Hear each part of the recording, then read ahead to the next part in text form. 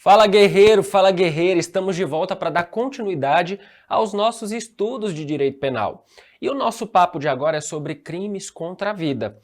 Quando a gente fala em crimes contra a vida, é importante fazer a delimitação de que existem os crimes dolosos contra a vida e existe o homicídio culposo, que não se enquadra no rol de crimes dolosos contra a vida.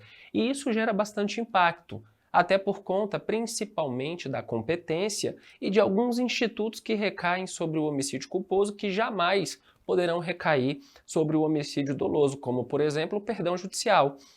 Quando a gente fala em crimes dolosos contra a vida, nós temos um rol previsto no artigo 74, parágrafo 2º do Código de Processo Penal, que traz ali o rol de crimes dolosos contra a vida de competência do tribunal do júri. Então, nós estamos falando aí do homicídio doloso, nós estamos falando do crime de induzimento, instigação e auxílio ao suicídio, nós estamos falando do crime de infanticídio e também no crime de aborto e suas variações. E a nossa aula de hoje é para retratar as principais peculiaridades de cada um desses crimes, claro, incluindo o homicídio culposo não enquanto crime doloso contra a vida, mas enquanto crime contra a vida previsto ali no artigo 121 do Código Penal. Beleza, pessoal? Então, vem comigo viajar pela parte especial de crimes do nosso Código Repressivo. Vem comigo, vamos lá. Então, módulo crimes contra a vida, e a nossa aula hoje é sobre homicídio em primeiro lugar. Crimes contra a vida são os delitos previstos na parte especial do Código Penal, no título dos crimes contra a pessoa, capítulo 1 dos crimes contra a vida, quais sejam homicídio, artigo 121, induzimento, instigação ou auxílio ao suicídio, 122, infanticídio, 123 e aborto, 124, 5 e 6, e trazendo aí a forma qualificada e as causas de exclusão de crime, 127 e 128. Inicialmente, dos crimes contra a vida 1, homicídio. Pessoal, o homicídio previsto no 121 se subdivide em homicídio simples, no caput. Nós temos o parágrafo 1º, que traz uma forma especial, que é o chamado homicídio privilegiado, que se subdivide em 3 situações: relevante valor moral, relevante valor social e sob o domínio de violenta emoção, logo em seguida injusta provocação da vítima. Esse homicídio privilegiado ele revela várias peculiaridades. A primeira delas é que o homicídio simples e o homicídio privilegiado não se encontram no rol de crimes hediondos. O homicídio simples pode se tornar crime hediondo quando praticado em atividade típica de grupo de extermínio, ainda que por um só agente. Quando a gente fala da Lei 8.072 de 90, que é a Lei de Crimes Hediondos, ela é regida pelo princípio da taxatividade. E o artigo 1º traz um rol de crimes que são considerados hediondos. Esse rol é taxativo. O que não está lá não pode ser considerado crime hediondo. E quando eu falo em crime hediondo neste rol, eu tenho o homicídio qualificado, que é aquele que traz situações mais gravosas previstas no parágrafo 2º do artigo 121, e eu tenho o homicídio praticado em atividade típica de grupo de extermínio, que é uma causa de aumento de pena trazida lá pelo parágrafo 6º do artigo 121. Então, o homicídio qualificado é hediondo e o homicídio praticado em atividade típica de grupo de extermínio, ainda que por um agente, também é crime hediondo, porque ambos estão previstos no rol taxativo do artigo 1º da Lei de Crimes Hediondos. Então, eu chego a essa conclusão a partir do momento em que eu falo sobre crimes hediondos. O homicídio simples está previsto lá por si só? Não. E o homicídio praticado por milícia privada a pretexto de segurança? Que também é uma causa de aumento do parágrafo 6º, está lá? Não. Então, muito cuidado na sua prova. O homicídio praticado por milícia privada aumenta a pena tanto quanto o homicídio praticado em atividade típica de grupo de extermínio. Mas, para fins de hediondez do crime, só o crime praticado em atividade típica de grupo de extermínio é que foi alçado à categoria de crime hediondo pelo legislador. Beleza? Então, feita essa pequena introdução, e a gente vai falar sobre isso mais um pouco, vamos dar continuidade ao nosso crime de homicídio. Vem comigo. Então, vamos lá, artigo 121. Homicídio com classificação principal sobre o homicídio. Primeiro é importante lembrar que o homicídio tem como pena reclusão de 6 a 20 anos, quando eu estou falando do caput. Então observem que em sua pena mínima, o homicídio é um crime que admite o regime prisional semiaberto. Não é porque é homicídio que já vai iniciar no regime fechado. E é importante lembrar ainda, pessoal, que ainda que o crime seja hediondo, apesar da Lei 8.072 falar do regime inicialmente fechado, o STF declarou que isso é inconstitucional em nome do princípio da individualização da pena. Então não é a hediondez do crime que vai alçá-lo ao regime fechado, e sim a individualização da pena. Quando eu falo em homicídio, eu estou falando de um crime comum que pode ser praticado por qualquer pessoa. O homicídio é um crime de forma livre. Existem várias formas de matar, né? Então, pode se matar com tiro, com faca, envenenando, pode se matar afogando, eletrocutando, empurrando a pessoa de um penhasco, atropelando. Existem várias formas de praticar o homicídio, o que o torna um crime de forma muito livre. Nós temos ainda o homicídio enquanto crime não transeunte. O que isso quer dizer? Ele deixa vestígio e tem que ser apurado por laudo pericial. Quando eu vou para os crimes dolosos contra a vida, inclusive o homicídio sendo o principal deles, para que haja pronúncia lá no tribunal do júri, o juiz precisa de materialidade e indícios mínimos de autoria. A falta de materialidade, indícios mínimos de autoria, gera o que a gente chama de impronúncia. O juiz manda arquivar o processo, considerando que não há elementos para mandar o agente para o júri. Então o homicídio, por deixar vestígio, o cadáver, ele precisa do laudo pericial. Não é porque tem um cadáver ali que eu vou dizer que a pessoa foi assassinada. Pode ter sido um homicídio, pode ter sido um suicídio, pode ter sido morte natural. Ah, Anderson, mas eu vi a pessoa dar um tiro na cabeça da vítima. Mas quem garante que a vítima não havia morrido momentos antes? Eu posso ter uma hipótese de crime impossível. Então eu preciso do laudo pericial para trazer a conclusão a respeito do homicídio. Eu preciso da existência da prova, da existência do crime. Neste caso, a gente vai dar um pulinho lá no artigo 158 que diz: quando o crime deixar vestígio, nem a confissão do réu pode suprir a falta do laudo pericial. Claro, quando for possível realizá-lo. Se tem cadáver, o cadáver foi recolhido, está no IML e não tem laudo, gente, isso é nulidade.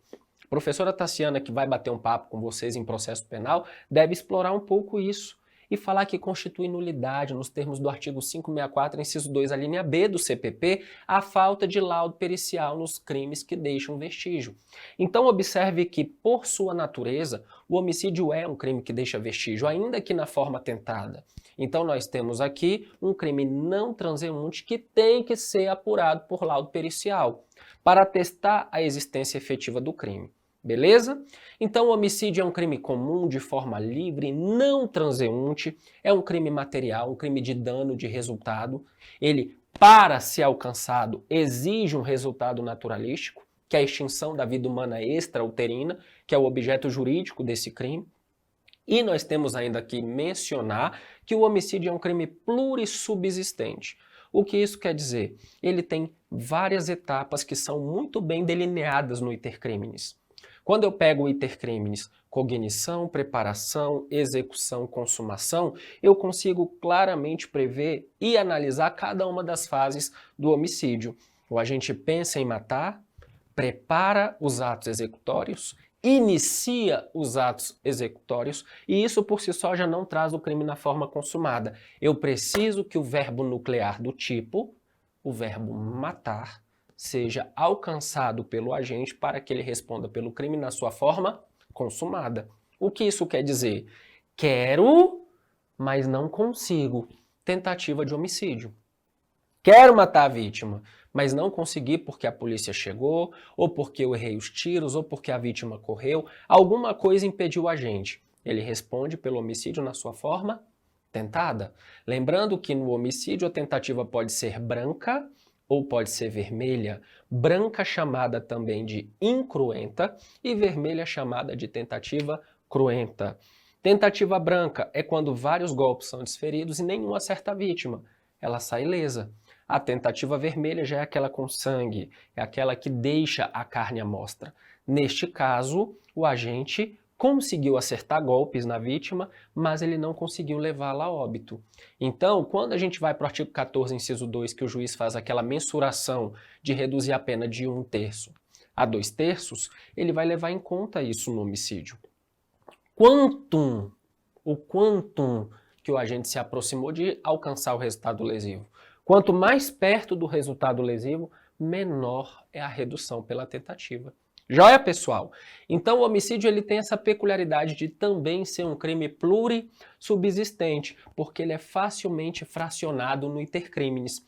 E aí entra muito daquilo que a gente falou na nossa aula sobre a parte geral. Se o agente está executando o crime, mas ele desiste voluntariamente, espontaneamente e vai embora, nós temos a chamada tentativa abandonada, que nada mais é do que a desistência voluntária. E o artigo 15, em relação ao homicídio, fala que o agente responde pelos atos já praticados. Então, se ele chegou a lesionar a vítima, ele responde só por lesão corporal e não por tentativa de homicídio. Então, posso, mas não quero. É diferente do quero, mas não posso.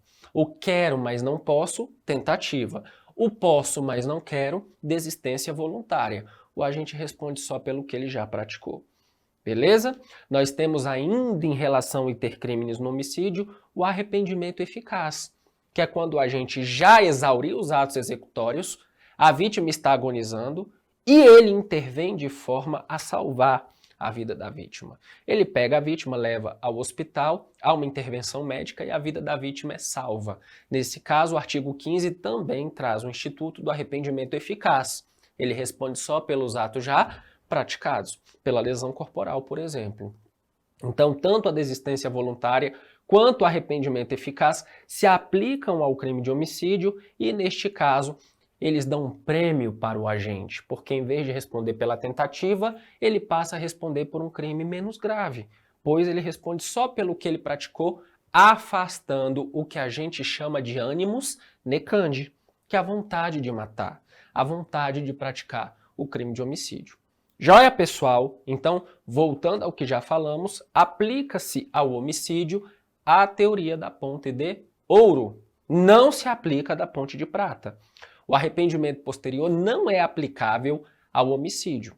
Primeiro porque nos termos do artigo 16, só se aplica o arrependimento posterior a crimes que não têm violência ou grave ameaça. O arrependimento posterior acontece depois da consumação. Então não tem como eu matar uma pessoa e trazê-la de volta. Neste caso, é um instituto absolutamente inaplicável no que tange ao crime de homicídio. Beleza? E o crime impossível se aplica perfeitamente ao crime de homicídio, considerando aí o artigo 17. Não se pune sequer a tentativa quando por absoluta ineficácia do meio ou por impropriedade do objeto, o crime não pode ser consumado. Então eu tento matar uma pessoa com uma arma de brinquedo. O meio é absolutamente ineficaz. Eu não consigo chegar a esse resultado lesivo. Neste caso, crime impossível. O objeto jurídico vida humana está preservado, pode ser afetado, mas o meio que eu estou utilizando não consegue chegar ao resultado lesivo pretendido. Crime impossível. Da mesma forma, eu tenho uma faca serrilhada extremamente afiada e dou vários, 20, 30, 40, 50 golpes na vítima. Só que o laudo cadavérico aponta que a vítima morreu horas antes pela ingestão de um veneno ou por um infarto fulminante. Uma causa que eu não tenho absolutamente nada a ver. Neste caso, crime impossível, por absoluta impropriedade do objeto. O instrumento utilizado era eficaz, mas o objeto jurídico vida humana não existia mais. Por essa razão, eu estou diante do crime impossível por absoluta impropriedade do objeto.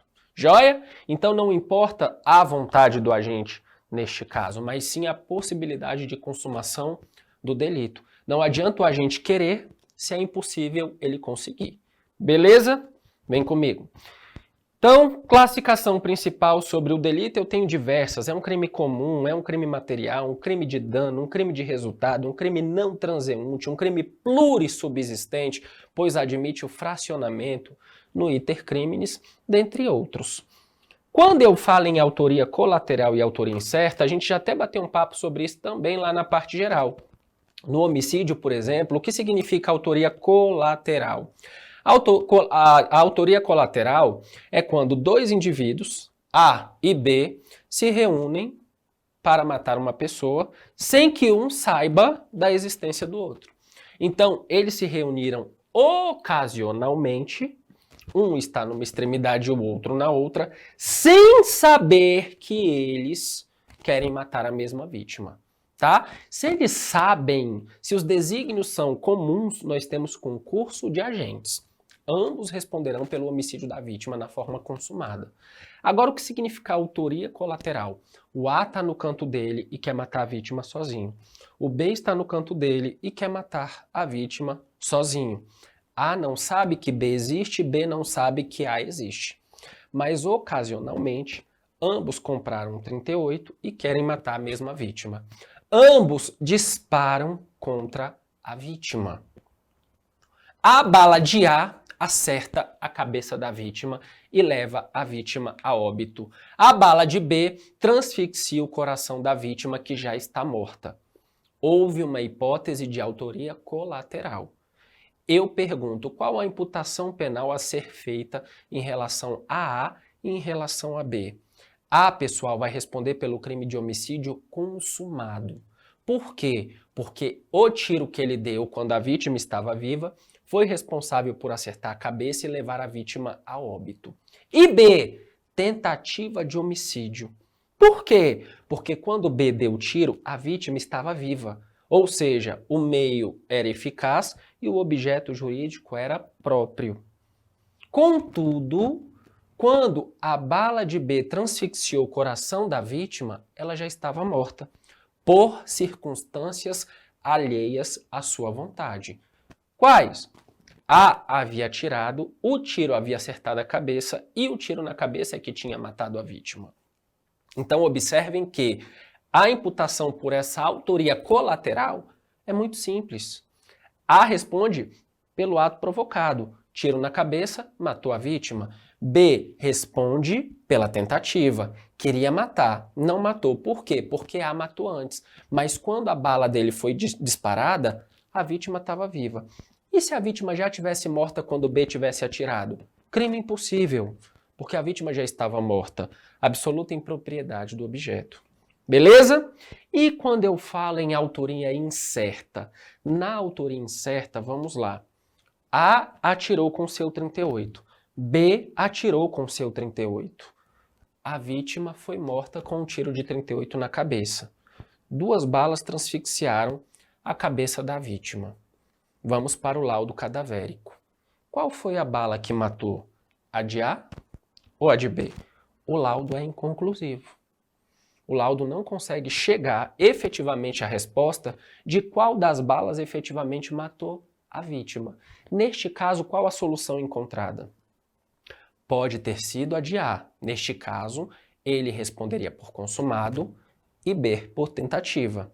Pode ter sido a de B. Neste caso, ele responderia por consumado e A por tentativa. Temos dúvida. Indúbio pro réu. Ambos respondem por tentativa de homicídio. Essa é a resposta encontrada quando estamos diante da chamada autoria incerta. Beleza, pessoal? Então, os dois se juntaram para atirar na vítima. Pouco importa quem matar. Concurso de agentes, ambos respondem por homicídio consumado. Autoria colateral. Ambos atiram na vítima juntos, mas sem saber que estão atirando juntos. Neste caso, eu vou analisar quem matou a vítima efetivamente e o segundo responde pela tentativa. Autoria incerta. Eu não consigo chegar à conclusão efetiva de quem matou, sendo que eles não sabiam do outro. Neste caso, aplico o indúbio pro réu, fazendo com que ambos respondam pela tentativa de homicídio. Beleza? Então essas são as peculiaridades que envolvem o Instituto da Autoria Colateral e da Autoria Incerta no crime de homicídio. Voltando para cá, vamos lá. Sujeitos do homicídio. Qualquer pessoa pode matar e qualquer pessoa pode ser morto. Então nós temos como regra no homicídio um crime comum tanto quanto ao sujeito passivo quanto ao sujeito ativo. Uma observação importante, pessoal. Nós sabemos que é muito claro o fato de que quando um civil, né, mata um militar, ele vai para o tribunal do júri. E quando um militar mata um civil, ele também vai para o tribunal do júri. Quando um militar mata um militar, pelo Código Penal Militar, ele é julgado pela Justiça Militar.